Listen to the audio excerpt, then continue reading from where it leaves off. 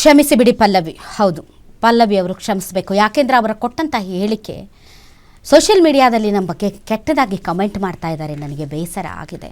ನನ್ನ ಮಗನ ಬಗ್ಗೆ ನನ್ನ ಬಗ್ಗೆ ಕೆಟ್ಟದಾಗಿ ಕಮೆಂಟ್ ಮಾಡ್ತಾ ಇದ್ದಾರೆ. ನನಗೆ ಬೇಸರವಾಗಿದೆ. ಅಲ್ಲ ರೀ, ತನ್ನ ಗಂಡನನ್ನು ಕಳೆದುಕೊಂಡಂಥ ಆ ಹೆಣ್ಣುಮಗಳು ಅಲ್ಲೇ ಪಹಲ್ಗಾಮ್ ಅಲ್ಲಿ ಬಿದ್ದು ಸಾಯ್ಬೇಕಾಗಿತ್ತ ನಿಮ್ಮ ಪ್ರಕಾರ?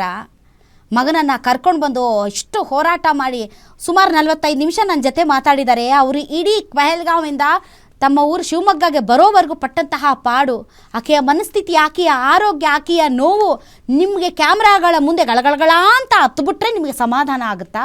ಅಂದರೆ ಗಂಡನನ್ನು ಕಳ್ಕೊಂಡಂಥ ಹೆಣ್ಮಕ್ಳು 3 ಹೊತ್ತು ಅಳ್ತಾ ಕೊರಗ್ತಾ ಇರಬೇಕು. ನಿಮ್ಮ ಪ್ರಕಾರ ಧೈರ್ಯವಾಗಿ ನಿಂತು ಮಾತಾಡಬಾರ್ದು, ಸಮಾಜವನ್ನು ಎದುರಿಸಬಾರ್ದು.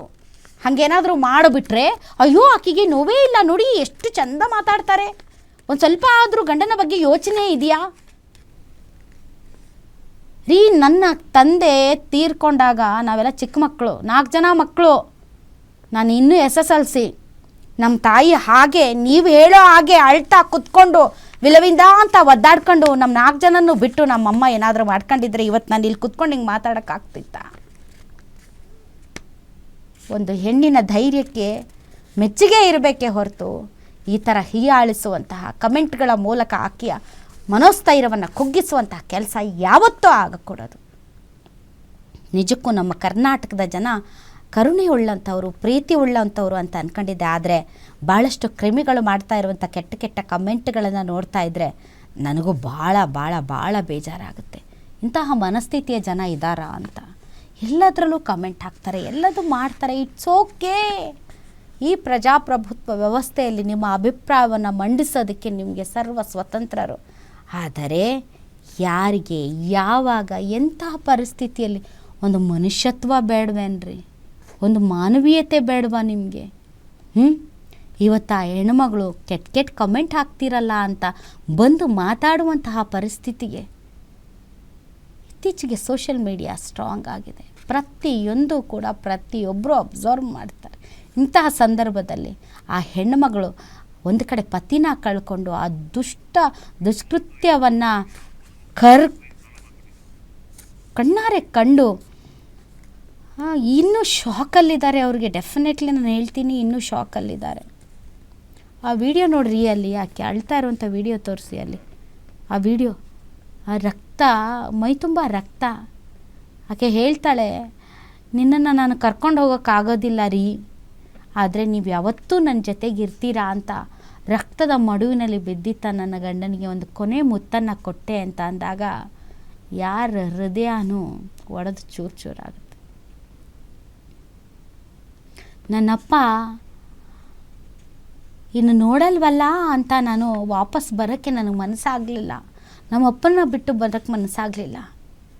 ಆದರೆ ನನ್ನ ತಾಯಿಗೆ ನನಗೆ ನನ್ನ ತಾಯಿ ಅಂತ ಗಟ್ಟಿ ಮನಸ್ಸು ಮಾಡಿದ್ವಿ ಅಂತ ಹೇಳೋ ಅಂತ ಆ ಹುಡುಗಂದು ತಪ್ಪೇನಿದೆ ರೀ? ನಿಮ್ಮ ಪ್ರಕಾರ ಆ ಹುಡುಗ ಮಾನಸಿಕ ಅಸ್ವಸ್ಥ ಆಗಿ ಮನೆಯಲ್ಲೇ ಬಿದ್ದು ಒದ್ದಾಡಬೇಕಾಗಿತ್ತು, ಆಗ ನಿಮ್ಗೆ ಸಂತೋಷ ಆಗ್ತಿತ್ತೇನೋ? ಯಾರ್ರೀ ನೀವೆಲ್ಲ ಕಮೆಂಟ್ ಮಾಡೋರು? ಏನು ಅಧಿಕಾರ ಇದೆ, ಏನು ಹಕ್ಕಿದೆ ನಿಮಗೆ? ಇನ್ನೊಬ್ಬರ ಬಗ್ಗೆ ಇನ್ನಂತಹ ಕೆಟ್ಟ ಪರಿಸ್ಥಿತಿಯಲ್ಲೂ ನಿಮ್ಮ ಒಂದು ತೆವಲಿಗೆ ತಕ್ಕಂತೆ ನೀವು ಬರ್ಕೊಂಡು ನಿಮ್ಮ ಒಂದು ಕೆಟ್ಟ ಮನಸ್ಥಿತಿಯನ್ನು ಪ್ರದರ್ಶನ ಮಾಡ್ತಿರಲ್ಲ. ಧಿಕ್ಕಾರ ನಿಮ್ಮಂಥವ್ರಿಗೆಲ್ಲ. ನೀವು ಕೂಡ ಪಾಕಿಸ್ತಾನಕ್ಕೆ ಹೋಗ್ಬಿಡಿ. ಅತ್ಲಾಗಿ ನಿಜವಾದ ಉಗ್ರರುಗಳು ನೀವು, ನಿಜವಾದ ಉಗ್ರರೇ ನೀವು. ಆತ ಜೀವನ ಪೂರ್ತಿ ಸಾಯ್ಲಿ ಅಂತ ಬಿಟ್ಬಿಟ್ಟು ಹೋದ ಅವನು, ಜಾವೋ ಮೋದಿಕೋ ಬೋಲೋ ಅಂತ. ಬದುಕಿ ಬಂದಂಥ ಈ ಹೆಣ್ಮಕ್ಳನ್ನು ಪ್ರತಿದಿನ ಸಾಯಿಸ್ತಾ ಇರೋದು ನೀವೇ. ಸೋಷಿಯಲ್ ಮೀಡಿಯಾದಲ್ಲಿ ಕೊಳಕು ಕಮೆಂಟ್ ಹಾಕುವಂಥ ನೀವು ಉತ್ತರ ಕುಮಾರರು. ನೀವು ನಿಜವಾದ ಉಗ್ರರು. ನಿಮ್ಮಂಥ ಉಗ್ರರನ್ನು ಸುಮ್ಮನೆ ಬಿಡಬಾರ್ದು.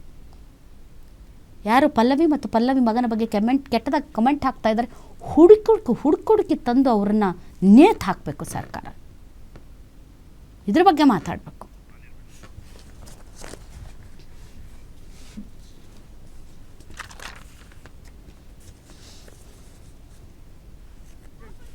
भेलपुरी खाने से मेरा पति साइड में था, एक इंसान है उसने उसको गोली मार दी। यहाँ पे उसने बोला कि शायद मुस्लिम नहीं है, उसने उसको गोली मार दी। यहाँ पर थी, क्या बोलते, भेलपुरी खाने से मेरा पति साइड में था, एक इंसान है उसने उसको गोली मार दी। यहाँ पे उसने बोला कि शायद मुस्लिम नहीं है, उसने उसको गोली मार दी। नहीं, आप टेंशन मत लो। अब बेटा आप यहाँ पे रहो, हम साथ में गोली मार दी यहाँ पे उसने बोला कि ये शायद मुस्लिम नहीं है, उसने उसको गोली मार दी। नहीं पर थी क्या बोलते भेलपुरी खाने से मेरा हाँ, पति साइड में था, ठीक है। एक इंसान है उसने उसको गोली मार दी। यहाँ पे उसने बोला कि ये शायद मुस्लिम नहीं है, उसने उसको गोली मार दी। नहीं आप टेंशन मत लो। अब बेटा आप यहाँ पे रहो, हम साथ में। मैडम आपने आप बोले ना मुझे। पर थी क्या बोलते भेलपुरी खाने से मेरा हाँ, पति साइड में था, ठीक है। एक इंसान है उसने उसको गोली मार दी। यहाँ पे उसने बोला कि ये शायद मुस्लिम नहीं है, उसने उसको गोली मार दी। नहीं पर थी क्या बोलते भेलपुरी खाने से मेरा हाँ, पति साइड में था, ठीक है। एक इंसान है उसने उसको गोली मार दी। यहाँ पे उसने बोला कि ये शायद मुस्लिम नहीं है, उसने उसको गोली मार दी। नहीं आप टेंशन मत लो। अब बेटा आप यहाँ पे रहो, हम साथ में। गोली मार दी। यहाँ पे उसने बोला कि ये शायद मुस्लिम नहीं है, उसने उसको गोली मार दी। नहीं पर थी क्या बोलते भेलपुरी खाने से मेरा हाँ, पति साइड में था, ठीक है। एक इंसान है उसने उसको गोली मार दी। यहाँ पे उसने बोला कि ये शायद मुस्लिम नहीं है, उसने उसको गोली मार दी। नहीं आप टेंशन मत लो। अब बेटा आप यहाँ पे रहो, हम साथ में। मैडम आपने आप बोले ना मुझे। पर थी क्या बोलते भेलपुरी ನಿಮ್ಮ ಮಗ ಕುತ್ತೆ ಅಂತ ಹೇಳಿದ್ದು ಹೌದಾ ನಿಜನ ಆ ಲೈನ್? ಹೌದು ಸರ್. ಇನ್ನು ಅದನ್ನೇನು ವಿಡಿಯೋ ಕವರೇಜ್ ಮಾಡಬೇಕಿತ್ತೆ ನನಗೆ ಗೊತ್ತಿಲ್ಲ. ನನಗೆ ಕ್ವಶನ್ ಸಾಕು ಸರ್ ಪ್ಲೀಸ್. ಈಗಾಗಲೇ ತುಂಬಾ ನೆಗೆಟಿವ್ ಕಮೆಂಟ್ಸ್ ನನ್ನ ಮೇಲೆ ಬರ್ತಿದೆ. ಅದಕ್ಕೆ ಅದು ಬರಬಾರ್ದು ಅಂತಾನೆ ನಿಮಗೆ ಕ್ಲಾರಿಫಿಕೇಶನ್. ಅಲ್ಲ ಅದು ಬಂದರೂ ಬರ್ದಿದ್ರು ನಾನೇನು ಮಾಡ್ಲಿಕ್ಕೆ ಆಗಲ್ಲ ಈಗ. ಅದು ಹೇಳಿದ್ದು ಹೌದು. ಅವ್ನು ನಮಗೆ ತಿರ್ಗಿ ಆ ಥರ ಉತ್ತರ ಕೊಟ್ಟಿದ್ದು ಹೌದು. ಮೋದಿಗೆ ಹೇಳಿ ಅಂತ, ಮೋದಿಗೆ ಹೇಳು ಹೋಗು ಅಂತ ಹೇಳಿದ್ದು ಹೌದು. ನಿಮ್ಮ ಮಗ ಬಿದ್ದುಬಿಟ್ಟಿದ್ರು. ಅವ್ರು ಹೆಂಗೆ ನಿಂತಿದ್ರಲ್ಲ ಅದೇ ಜಾಗದಲ್ಲಿ ಬಿದ್ದಿದ್ರು. ಸೊ ಅವರಿಗೆ ಡೈರೆಕ್ಟ್ ಫೈರ್ ಆಗಿದೆ, ಇಲ್ಲಿಗೆ ಆಗಿದೆ. ನಾನು ನೋಡಿದೆ. ಅಂದರೆ ಬಿದ್ದಿದ್ರಲ್ಲ ಫುಲ್ಲು ರಕ್ತ ಆಗಿತ್ತು. ಅದು ರಕ್ತ ಅಂದರೆ ಮೇಡಮ್ ಪಲ್ಲವಿ ಅವರೇ, ಇಂತಹ ಕೊಳಕು ಮನಸ್ಥಿತಿಯ ಕಮೆಂಟ್ಗಳಿಗೆ ಹೆದರಕ್ಕೆ ಹೋಗಬೇಡಿ. ಅಂಥವ್ರಿಗೆ ಸೆಡ್ಡು ಹೊಡೆದು ನಿಂತು ನಿಮ್ಮ ಮಗನ ಭವಿಷ್ಯವನ್ನು ರೂಪಿಸಿ ಯಾರು ನಿಮ್ಮ ವಿರುದ್ಧ ನಿಂತಿರ್ತಾರೋ ಅವರಿಗೆ ಒಳ್ಳೆಯ ಮೆಸೇಜನ್ನು ಪಾಸ್ ಮಾಡಿ. ಇಂತಹ ನಾಯಿಗಳು, ಇಂತಹ ಹಂದಿಗಳು, ಕೆಟ್ಟ ವಿಕೃತ ಕಮೆಂಟ್ ಮಾಡುವಂಥವರನ್ನು ನೆಗ್ಲೆಕ್ಟ್ ಮಾಡಿ. ಅಂಥವ್ರು ಇರಬೇಕು. ಯಾಕೆ ಅಂತಂದರೆ ಇಂಥವ್ರು ಇಲ್ಲ ಅಂತಂದರೆ ನಾವು ಬೆಳೆಯೋಕ್ಕಾಗಲ್ಲ.